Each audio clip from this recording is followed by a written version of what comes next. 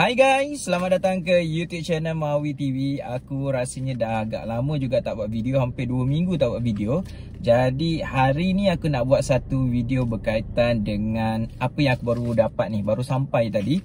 Tak adalah baru sampai tadi, baru sampai dalam semalam. Baru sampai semalam benda ni. Jadi benda ini adalah RFID. Okay, RFID ni aku beli melalui aplikasi Touch 'n Go. Jadi dianya baru sampai, aku beli 18 hari bulan. Jadi semalam baru sampai, semalam 27. Jadi hampir 10 hari perjalanan dia pada menggunakan JNT saja pun. Tapi lambat, aku beli sebenarnya 2. Okay, 2 set. Okay, 2 set RFID ni untuk 2 kereta aku. Jadi aku akan share kat korang tentang bagaimana cara aku beli, bagaimana cara untuk daftar dan macam mana cara untuk tampal RFID ni pada kereta korang. Okey, dan aku mungkin akan buat juga ujian penggunaan RFID ni di Lebuh Raya. Jadi jangan lupa like dan subscribe YouTube channel Mawi TV. Kita jumpa selepas ini.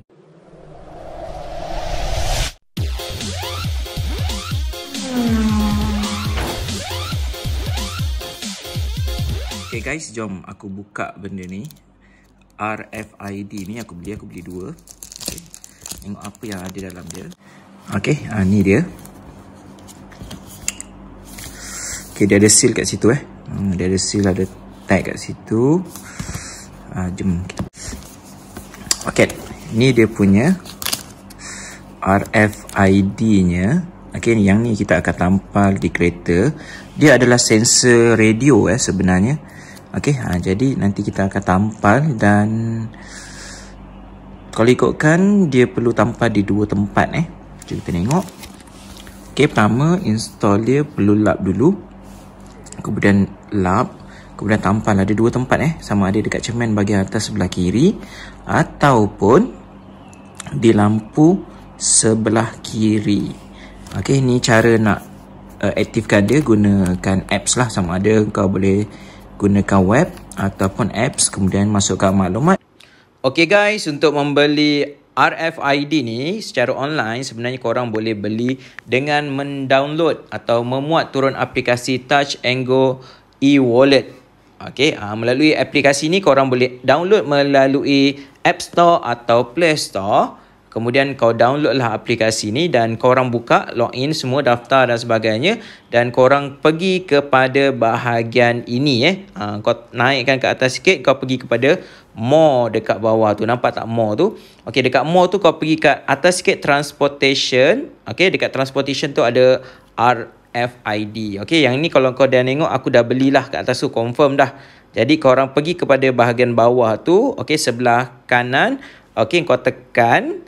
Dan kemudian kat situ korang boleh order lah, nak order 1 ke 2. Okey, aku beli dulu harganya RM25, RM24.99 tak silap aku. Tapi lepas kerajaan kata dilanjutkan, dia dah jadi RM35 balik. Okey, jadi beli dan isilah maklumat-maklumat ni. Sebenarnya maklumat-maklumat ni automatik sebab korang dah daftar sebelum ni kan. Jadi maklumat-maklumat tu isi, kemudian kau hantar dan okay, kau boleh teruskan pembelian. Ingat kena bayar RM4 untuk cas pengepusan. Tapi korang perlu bayar menggunakan e-wallet tau. Tak boleh guna Maybank ke apa ke, kena download dulu. Okay, kalau tak cukup kau boleh reload dekat situ. Dan korang boleh beli, nanti dia post kat korang. Okay, dan aku punya ni macam ni, aku dah beli pada 18 hari bulan sampai pada 27 hari bulan lah. Okey, jadi itu dia punya proses pembelian dia dan penghantarannya agak lambat jugalah sampai walaupun dia menggunakan JNT. Okey. Okey guys, seterusnya adalah proses pendaftarannya. Kau pergi kepada apps Touch 'n Go e-wallet, pergi kepada bahagian bawah tu ada more sebelah kanan bawah tu, kau tekan, kemudian kau pergi kepada transportation, ada RFID, kemudian kau tengok kat situ. Okey, kau daftarlah kau punya maklumat pendaftaran ni sebenarnya dia dah ada dalam kau punya maklumat masa kau daftar Touch 'n Go e-wallet ni. Jadi dia masuk secara automatik. Jadi perlu semak balik ada betul ke salah dan sebagainya. Lepas kau dah semak benda ni betul ke tak, kemudian bolehlah pergi kepada step seterusnya di mana kau perlu daftarkan kereta korang. Okey, masuklah kereta korang guna kereta apa mula-mula. Masukkan dia punya nombor pendaftaran kenderaan. Okey, contoh aku JUP bla bla bla. Okey, lepas aku dah tu aku tick yang kotak ni, jadi tekan next.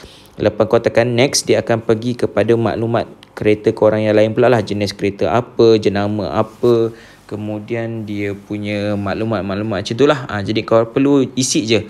Okey, andai kata kereta korang tak ada dalam senarai ni, diorang kata contohnya macam expander tak ada, dia kata gunakan ada, okey, punya kenderaan lah, maksudnya lain-lain lah maksudnya kan. Okey, sebab dah jenama tu tak ada. Jadi yang ni sebab Toyota Vios ni memang ada. Jadi masukkan sahaja dan masukkan juga tahun bila ianya didaftarkan.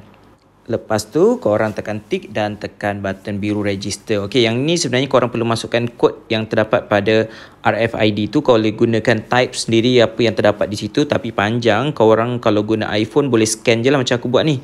Okey, tinggal scan saja, jadi dia terus automatik masuk.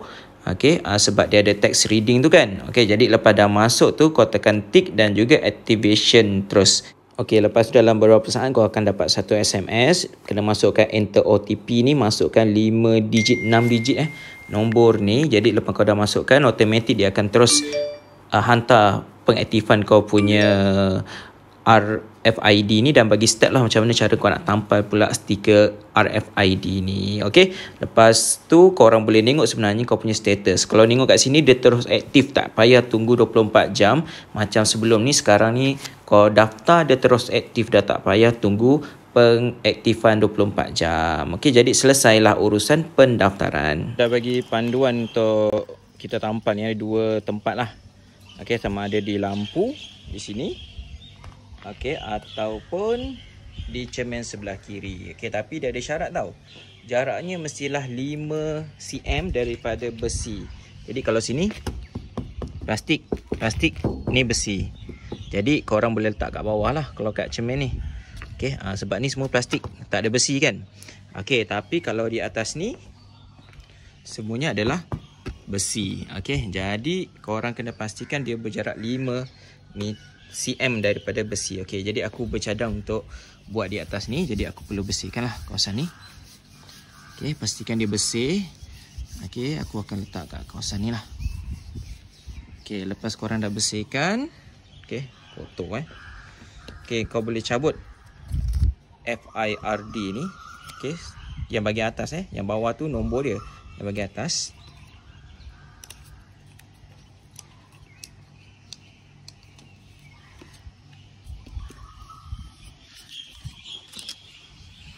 Okey, 5 cm daripada besi.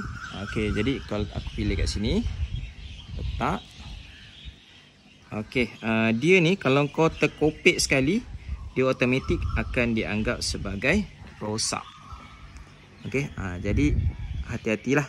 Maksudnya kalau ada orang cuba nak buka kau punya ni, bila dia kopik, bermaksud automatik dia akan rosak. Korang perlu beli lain, perlu beli barulah. Okey, jadi aku rasa taklah mengganggu. Dan kedudukannya pun agak cantik kat sini. Taklah, biarlah mengganggu penumpang pun, jangan mengganggu pemandu dah lah kan. Okey, pastikan dia tidak boleh kena wiper lah. Jadi kau tahu kan kawasan wiper kau ni kat mana, kat sini. Okey, tujuannya adalah kalau dia dah selalu digosok oleh wiper tu, lama-lama mungkin dia akan ada masalah. Okey, aku pilih letak kat sini kerana apa? Kerana bila kat lampu ni, bila kau buka lampu, ada kebarangkalian dia punya suhu lampu ni, LED ni panas, akan menjejaskan. Sebab dia kata suhu dia ni boleh tahan negatif 20 cm, negatif 20 sehingga 55 darjah Celsius. Okey, jadi semudah tu je cara kau nak tampal. Dan kita boleh cuba untuk menggunakan FIRD ni di lebuh raya nanti. Okey, jom aku tengok bahagian dalam macam mana pandangan penumpang atau pemandu di bahagian dalam nanti.